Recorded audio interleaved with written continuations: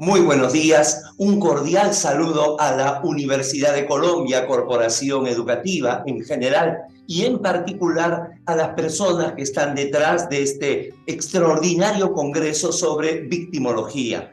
También quiero extender mi gratitud al profesor William Grisales, profesor de Medellín, que nos hizo el puente, el contacto, el enlace y permitió estar participando desde Lima, Perú, de este importante congreso de victimología, pero que en nuestro caso, dada nuestra especialidad y dado que, de alguna manera, lo que nosotros siempre tenemos es que en el caso de congresos internacionales, poco o nada podría servir el tema de un enfoque nacional, hemos propuesto el siguiente tema: la víctima desde una óptica convencional.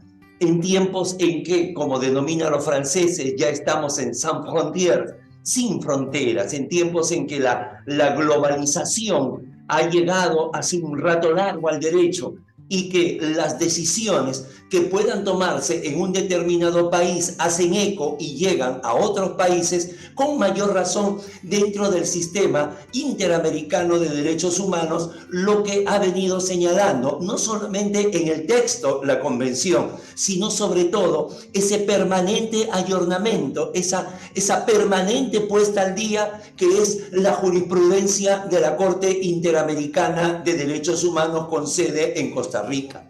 Atención, no es que lo que nosotros pretendamos señalar acá sea la última palabra a nivel interamericano y de un carácter indiscutible, dogmático, no, está muy lejos de ello. Conocido es las observaciones, los cuestionamientos, las sombras gruesas de duda que van a caer sobre determinada labor que desarrolla la Corte. Pero creo que a estas alturas mucho más es lo positivo que lo negativo.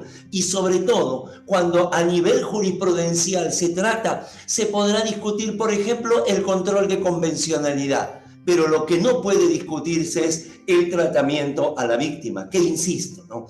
El desarrollo o la regulación que ha tenido a nivel normativo ha sido muy tenue. Ha sido la jurisprudencia, como lo vamos a analizar, la que ha ido tomando y colocando a la víctima de un actor inicialmente casi un actor de reparto, casi un actor extra, en un verdadero protagonista de su propio proceso, de su propio drama. Y a partir de acá es que, repito, vamos a estar algunos minutos reflexionando sobre este tema. La víctima desde una óptica convencional. ¿Qué es donde encontramos, si se quiere nosotros, el punto de partida? Insisto, lo encontramos en un nivel jurisprudencial, pero es que no es que a nivel jurisprudencial sea también un acto, por así decirlo, de unanimidad de parte de todos los magistrados. No es así. Es más bien, primero, votos singulares, votos individuales, reflexiones, si se quiere, a nivel personal, que poco a poco se van extendiendo y cuando han alcanzado el último rincón de todo el tribunal, entonces se convierte en jurisprudencia. Y en ese sentido, la importancia de la víctima, el papel que cumple la víctima fue advertido por el recientemente desaparecido jurista brasileño, el que fuera juez de la Corte Interamericana de Derechos Humanos, su presidente, y también miembro de la Corte Internacional, el juez, repito, de nacionalidad brasileña, Antonio Cansado Trindade. ¿Qué decía este jurista internacionalista nacido en Minas Gerais? Justamente en el caso Niños de la Calle versus Guatemala, tenía su voto razonado, ese voto que es importante muchas veces no solamente leerlo, enterarse, sino también analizarlo, porque si no estaríamos ante una suerte de la dictadura del número y entonces es solo lo que dice la mayoría que se difunde. No, en este voto razonado señalaba lo siguiente por primera vez en la jurisprudencia de la Corte: la gran revolución jurídica del siglo XX ha sido consolidada por el derecho internacional de los derechos humanos al erigir al ser humano en un sujeto propiamente del derecho internacional, dotado como una verdadera parte demandante contra el Estado y además con una plena capacidad jurídico-procesal a nivel internacional. Esto de acá él denominaba la verdadera revolución del siglo XX. Y es que, claro, si bien es cierto, todos los procesos con sus pretensiones muy específicas son importantes, cuando se trata de la vulneración de derechos humanos, ligados también a la vulneración de bienes jurídicos y sobre todo que no se agota en quien lo ha sufrido, sino que se extiende, tiene un efecto de una irradiación hacia, por ejemplo, los familiares, va a determinar de que antes de este razonamiento la víctima era ajena, como que bastaba con la participación de la Comisión Interamericana de Derechos Humanos en representación de la parte y enfrentándose al Estado. Si bien es cierto, la Comisión ha desarrollado una importante labor, donde, insisto, más es en las sumas y restas lo que nos queda en azul que lo que nos queda en rojo, ha sido importante llevar a la propia víctima. Si bien es cierto, la comisión puede tener la competencia, puede tener el tecnicismo, puede tener el conocimiento, estos procesos internacionales de derechos humanos conllevan aparejado un dolor, un sufrimiento que tiene la víctima y que jamás va a poder trasladarse, jamás va a poder mimetizarse, jamás va a poder entenderse desde un órgano jurisdiccional, insisto, por muy empático que sea. Por lo tanto, la participación de la víctima en un proceso convencional, con plena capacidad jurídico-procesal, como lo que llamaríamos en sedes nacionales, con legitimidad para obrar, logra ser para Cansado Trindade la gran revolución jurídica del siglo pasado y por ende a partir de allí lo va a pergeñar, lo va a auspiciar, va a buscar fortalecerlo. Eso entonces como el punto de partida de la víctima como titular de derecho procesal a nivel de la Convención. Posteriormente a esta idea, a esta iniciativa, a este sentimiento de enorme sensibilidad, hay que darle una justificación jurídica. No puede quedar así.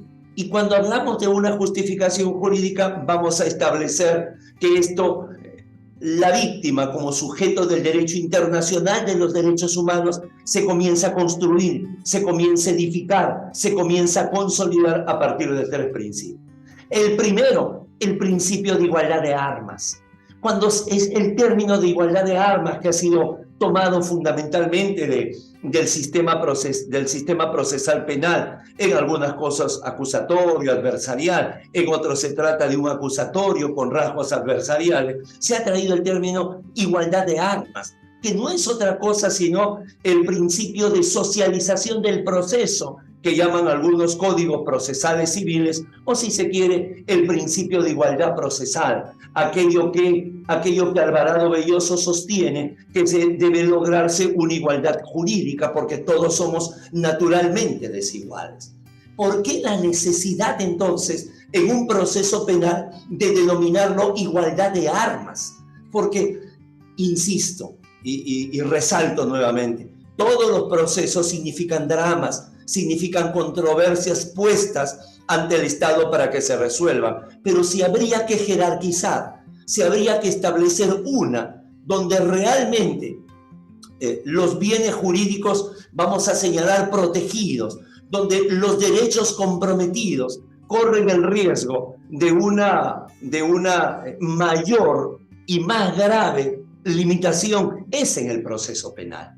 Entonces, por eso es que en el proceso penal se advierte como una verdadera lucha, como una verdadera guerra jurídica, y entonces se habla de igualdad de armas. Y claro, se dice fácil, pero que no es tanto así, porque está acá el investigado hacia esta esquina, aquí está el investigado, el procesado, el imputado, y al otro lado está el Estado.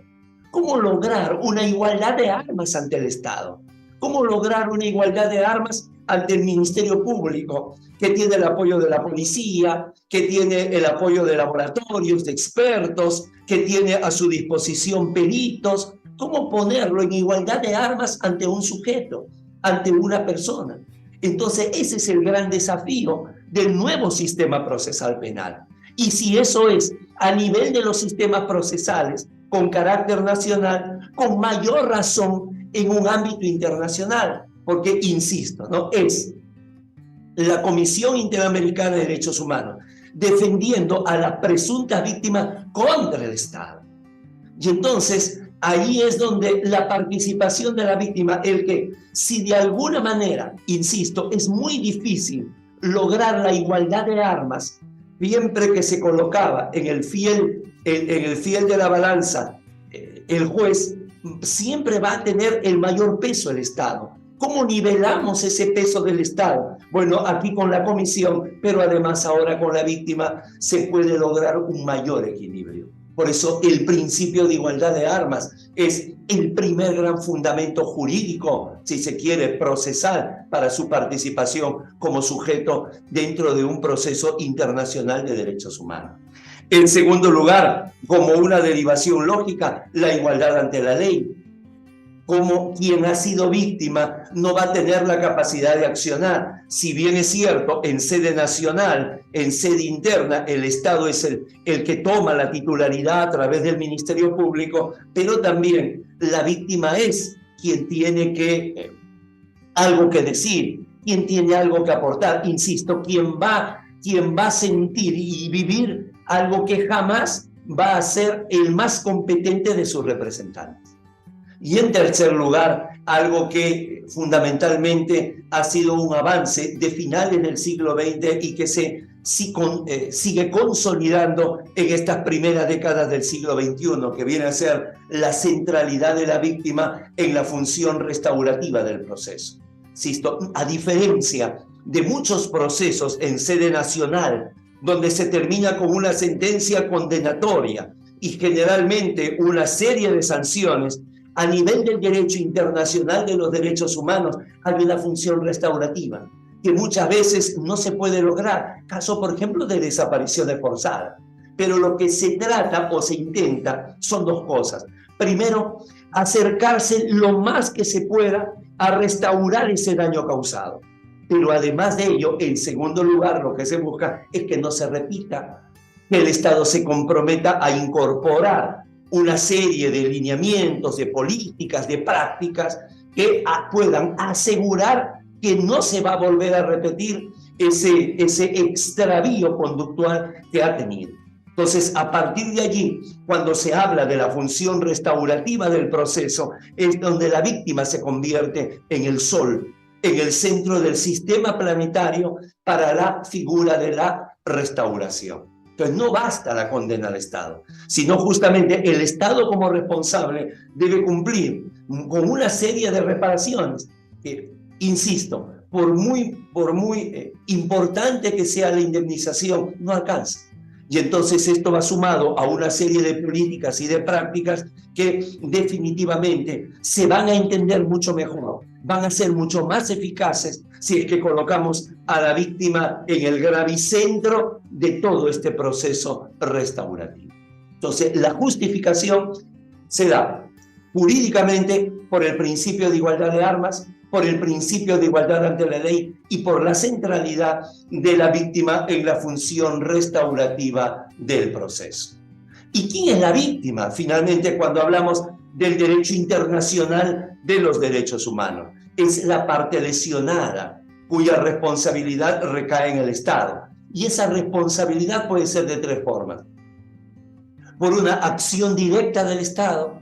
Esto se da sobre todo cuando el Estado actúa en estados de emergencia, en estados de sitio, en situación muchas veces de una cuasi guerra civil o guerra civil, como es la que se ha dado en Centroamérica o en Colombia, en el Perú, por temas de guerrilla, de terrorismo, es por una acción. Sin embargo, también la víctima se da por una omisión, es decir, cuando el Estado tiene una obligación, cuando el Estado tiene un actuar, o al menos debe tenerlo, y sin embargo no lo hace. Entonces, a partir de acá, esa ajenidad, ¿no? Si quiere, esa ceguera del Estado con respecto a cumplir lo que debe hacer, origina también una víctima. Y también se puede dar esto que resulta muy importante. Generalmente se dice o la acción o la omisión del Estado lo que genera esto, y nos olvidamos de algo que es muy importante, la aquiescencia. Es decir, muchas veces el hecho no es directamente del Estado. Puede ser, por ejemplo, de un particular, en el caso de las mineras. Y que, sin embargo, a partir de allí, a pesar de que es un hecho de un particular, el Estado debe tener la capacidad controladora, el compromiso. Por ejemplo, hemos mencionado el caso de un actuar equívoco de algunas mineras. Entonces es el Estado el que debe tener esa función de control, de fiscalización, y no lo tiene. Entonces se dice que aquí la responsabilidad estatal es una responsabilidad por aquiescencia, es decir, porque conociendo la vulneración de los derechos humanos a través de un particular, entonces la asintió, la consintió, la permitió. Entonces, aquella parte lesionada, o por una acción, o por una omisión, o por una aquiescencia, es la víctima. Sin embargo, y esto es muy importante el tratamiento que da la Corte, durante todo el proceso siempre va a ser la presunta víctima. Recién, la calidad de víctima se va a establecer cuando la lesión sea determinada en una sentencia condenatoria, ¿sí?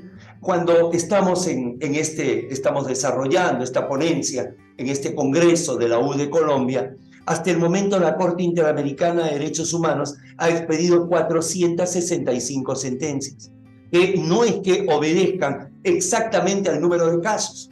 Sobre todo en las primeras décadas de funcionamiento de la Corte estilaba que por un caso pueda dictar varias sentencias. Una era para referirse a las excepciones o defensas previas. La otra era para establecer la responsabilidad del Estado. Otra era para establecer cuáles eran las reparaciones. Otra podía ser para interpretar algo que no estaba claro. Y a esto se ha sumado la sentencia de supervisión, cuando el Estado se compromete, pero hay que estar sobrevolando, escaneando para ver si se cumple o no se cumple ese compromiso. Y de esas 465 sentencias que ha establecido la Corte, solamente en 4 de ellas la demanda ha sido infundada de manera total y no existía responsabilidad del Estado. Lo que quiere decir que una inmensa mayoría se la hay. Inclusive cuando la Comisión ha establecido responsabilidades del Estado y solamente la Corte determina que es responsable de algunas. Es decir, cuando declara fundada en parte e infundada en otra parte, siempre va a haber responsabilidad. Solamente en 4 casos es que el Estado ha sido exceptuado, exento de toda posibilidad de responsabilidad. Además de ello, esto es una lógica pensando siempre en el principio pro homine, que es el principio rector de todo ello. Es decir, que cuando hablamos de la víctima, no solamente estamos hablando del que directamente ha tenido la lesión por parte del Estado, sino que somos seres gregarios, pertenecemos a familia, convivimos con personas, de tal manera que cuando hablamos de la víctima, necesariamente tendría que haber una ampliación ratione, ¿no? Persone, por razón de la persona. Y entonces, ¿quiénes son los que se dan acá? Los familiares como víctimas indirectas, que también lo son. El caso, como bien lo señala la diapositiva, se da principalmente en desapariciones forzadas.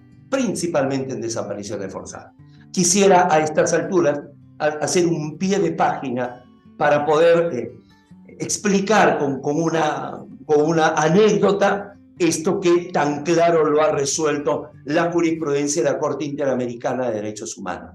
Como aparece en nuestra hoja de vida, nosotros ejercemos la docencia en la escuela EGACAL, es una escuela de derecho, de capacitación, de formación, de preparación jurídica, y claro, tenemos una serie de publicaciones, la más importante, la que va dirigida a los estudiantes, porque es desde allí donde tenemos la plena convicción que esto debe ir creciendo y que se llama el ABC del derecho. Cuando hemos estado alguna vez en las oficinas del editorial para poder negociar, para poder establecer una fecha de publicación de alguna de las obras de Gacal, nos encontramos con un señor que estaba allí sentado y que estaba en la misma editorial publicando en la misma editorial un libro. ¿Y dónde está Rafael? Era el padre de Rafael Castillo Páez, un caso que llega a la Corte Interamericana de Derechos Humanos y que es una desaparición forzada. Un joven veinteañero que es detenido por la policía, supuestamente por estar ligado al terrorismo, subido a la cajuela, a la maletera, y no se supo más de él. Y allí, en esa obra, y luego en una breve conversación, el padre me llegaba a decir que me perdone Dios, pero llegaba días en que yo amanecía, abría los ojos y esperaba la noticia de que me dijeron: su hijo está muerto, porque ya prácticamente era imposible que siguiera con vida, pero al menos contemplar su cadáver, darle una cristiana sepultura, tener la certeza, aunque sea dolorosa, de que había muerto. Pero lo peor que eso es la incertidumbre, porque a pesar de que pasan los días y cada día que pasa no se sabe con certeza si está vivo aún, pues la esperanza se va desvaneciendo. Y a esto hay que sumarle esa desinformación, hasta malintencionada, de que lo vieron por acá, de que señalan esto, y todo ello es un verdadero infierno, me lo confiaron. Es allí donde uno entiende que los familiares de las víctimas, y en el caso, repito, de una desaparición forzada, en el caso de una ejecución extrajudicial, todos aquellos temas donde la víctima muchas veces ya murió, la víctima directa, pero que la incertidumbre, ¿no?, el desasosiego, justamente las ansias de poder saber, de poder tener noticias, van matando, si se quiere el término, de a poco a la familia. Y esto ha sido tratado en la jurisprudencia, punto final al pie de página. Esto ha sido tratado en dos jurisprudencias importantes: Villagrán Morales y otros versus Guatemala, más conocido como Niños de la Calle, y el caso Bamaca Velázquez versus Guatemala. Repito, aquí en Sudamérica, Perú, Colombia, Argentina, Ecuador han sido los países que han tenido muchos de estos casos, sobre todo cuando se da temas de lucha contra guerrillas, contra subversiva o actos de dictadura. Pero Centroamérica llegó un momento en que esto era, digamos, su cotidianidad, su normalidad. Hay inclusive hasta verdadero genocidio. Y cuando digo Centroamérica, a lo mejor estamos olvidando la parte de Norteamérica que pertenece al sistema, que es México. Es increíble cómo México, el lugar donde nace el amparo, la principal garantía convencional, continental, latinoamericana, sino mundial, es donde también se han producido una serie de crímenes de odio, por ejemplo, contra la mujer. Entonces, ¿cómo no tener a la víctima como un sujeto del derecho? ¿Cómo que no va a ser importante y hasta indispensable su participación? Por eso, para ir terminando, para no abusar del tiempo y como colofón, establecer la recomendación de que puedan leer para diferentes casos de víctimas las respectivas sentencias que ha dado la Corte. Es más, muchas veces no es necesario leer todas las sentencias, sobre todo cuando no son personas, digamos, ligadas al derecho o con formación jurídica. La Corte ha tenido a bien sacar las famosas fichas, que son importantes resúmenes. Pero, repito, es en estas sentencias que vamos a mencionar donde la víctima ha tenido o tiene definitivamente la justificación para que sea como sujeto internacional de los derechos humanos, ¿no? Menores en regímenes extremos y deshumanizantes. El famoso caso del Instituto de Menores Panchito López versus Paraguay. Un caso donde este instituto, supuestamente de una reincorporación del menor, de una suerte de reformatorio para menores, tales eran sus condiciones infrahumanas que en 2 años sufrió 3 incendios y el último con víctimas lamentables. O el caso prisioneros sobrevivientes de masacres olvidadas, en sede peruana, el caso del penal Miguel Castro Castro versus el Perú, una matanza de internos, hay sobrevivientes y como si no hubiera pasado nada, ¿no? O sea, viene el voltear la página y seguir, y entonces también va a ser otro caso paradigmático de ello.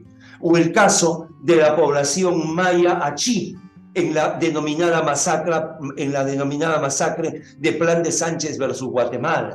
Esos relatos en los hechos en que uno dice, esto no puede estar ocurriendo en el siglo XX. Esto no puede pasar en países que estamos, si no pasando, al menos en el umbral del bicentenario como república. Esto no puede ser en países que nos llamamos estados constitucionales o democráticos. Sin embargo, los hay. O el caso de comunidades indígenas tratando de reivindicar su tierra ancestral, cuando el Estado no entiende que para ellos no se le aplica el Código Civil. Esa no es la noción de propiedad, no es transferible, sino la tierra prácticamente hace, si se quiere, una comunidad de vida con los indígenas. El caso de la comunidad Yaqui-Axa versus Paraguay. O en el caso de Surinam también, esto que en algún momento fue la Guyana holandesa, con una gran población afrodescendiente y con comunidades a las cuales se les quería sacar de lo que venía a ser sus raíces, por eso comunidades condenadas a vivir en el desarraigo, conocido también como la comunidad de Moiguana versus Surinam. O en el caso de cientos de trabajadores públicos con derechos laborales, expresamente señalados en la ley y en la Constitución y que le eran denegados, como el caso Acevedo, Jaramillo y otros versus el Perú. Hemos querido determinar, insisto, solamente algunos de estos casos, nada más, porque en realidad siempre va a haber una víctima, sino que la víctima toma una serie, digamos, de características. El daño hacia la persona y sus familiares va cambiando de porcentaje según la naturaleza de la vulneración. Pero, repito, al momento de colocar en el platillo de la balanza a este lado, al Estado, y a este lado, quien va a litigar contra el Estado, insisto, alguien decía, no, acá está la comisión que es un ente interamericano, es cierto, pero para lograr una verdadera igualdad de armas,